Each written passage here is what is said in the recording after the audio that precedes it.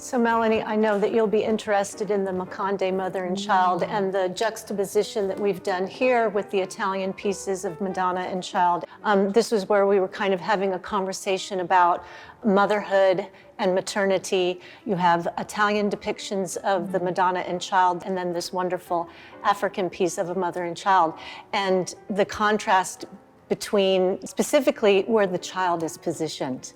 I think it's where the child is positioned, which is on the back of the African mother, and the child in the Italian pieces is actually in the front. Right. And there's a significant focus, I think, on that in part because many women of African descent are oftentimes in warrior position. And so the child would be better protected usually on the back. Right. Where the mother is always having to kind of walk through this way of doing mothering, but also serving as a protector, particularly of the child.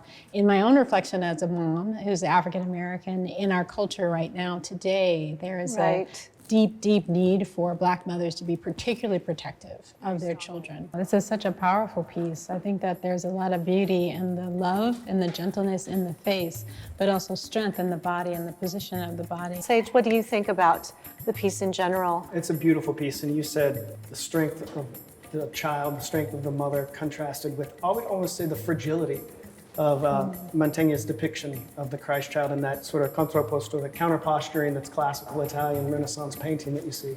But I love the piece, it's stunning. Yeah, I do too. You said something really interesting about the fact that because the child is in the back, the child can see the world. Yeah, and I think that's so important because as mothers and as parents, we are teachers first. Well, it's one reason why I'm so glad that we were able to do this installation where we bring these different cultures together and how different cultures portray deities, how different cultures portray idealization. One of the masterpieces of the African collection, and really the collection as a whole, is this just really exquisite head, possibly of a king. It's an idealized portrait head from the Ife culture in Nigeria.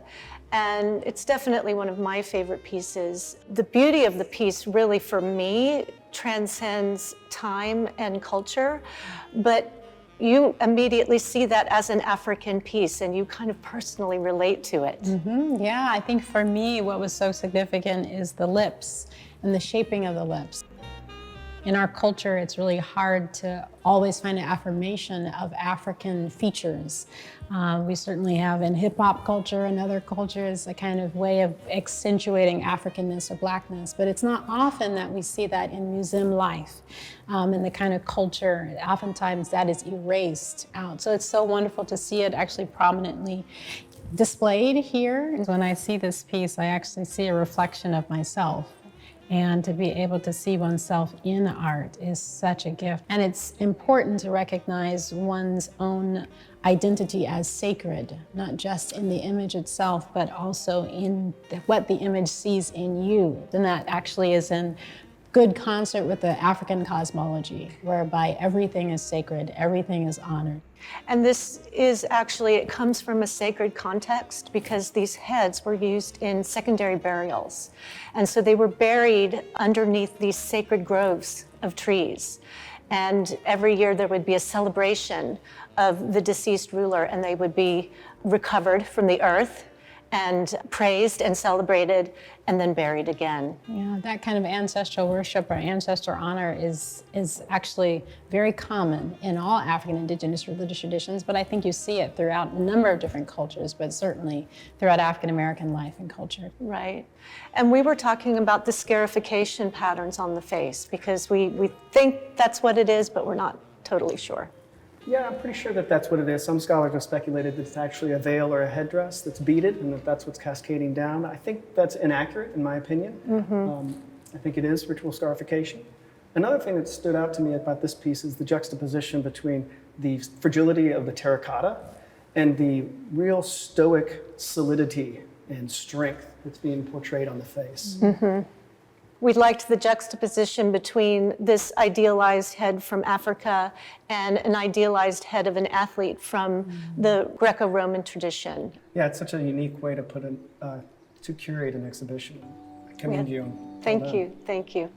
We were also talking about the Bodhisattva that's in the back of the gallery. It's a stone piece from the Chinese culture from the Tang Dynasty, dates to about the 8th century. I wanted to juxtapose this piece with the Reynolds portrait of the lovely woman, and she's in this rather kind of languid pose. And when you're looking at the Bodhisattva, you see that similar Tripanga pose. But another interesting thing about that piece is that many people come through and they don't realize that it's a male figure. They think that it's a female figure because, of course, there's no head, and there is something very kind of sensuous and sensual about the piece. And I know we were talking about what that piece says about gender identity and different perceptions of that. Gender continues to be a very, very important part of our public discourse in terms of what women do, what men are, and then also those who are non-binary and who don't identify as a woman or a man. But I think at least it's a good starting place for conversation. Right, exactly. And one of the essential teachings of the Buddha was the principle of anatman, which is that you have no self, that it's an illusion. And gender constructs being such a powerful way to ground a sense of identity, this piece speaks not only to sort of the gender fluidity that's in modern conversation, but also in the historical teachings of the Buddha. Exactly. And I think you find that in a lot of Buddhist art. There's another piece in the collection, a beautiful Nepalese gilt Buddha. It's a figure that has a sensuality to it that you wouldn't normally associate with religious icon, certainly not in the European tradition, but in the Asian tradition, there's no problem with that. There's also, obviously, there's marks on that sculpture that tell you that it's a Buddha. And Sage, you were talking a little bit about those lakshanas, those auspicious marks. Yeah, so this is why when you see the Buddha, you're often gonna see the elongated ears, circular patterns on the hand, those circular patterns, you can see the feet. One of the descriptors is a chest like a lion and long eyelashes. Right. So you may see all of these different things as a way to indicate that if you don't know, you're looking at Siddhartha Gautama, the Buddha. Right. Again, with the conversation that we were trying to set up, it's next to a silver gilt Madonna, but also behind that piece, there are 3 European paintings that all have figures that are gesturing in some ways.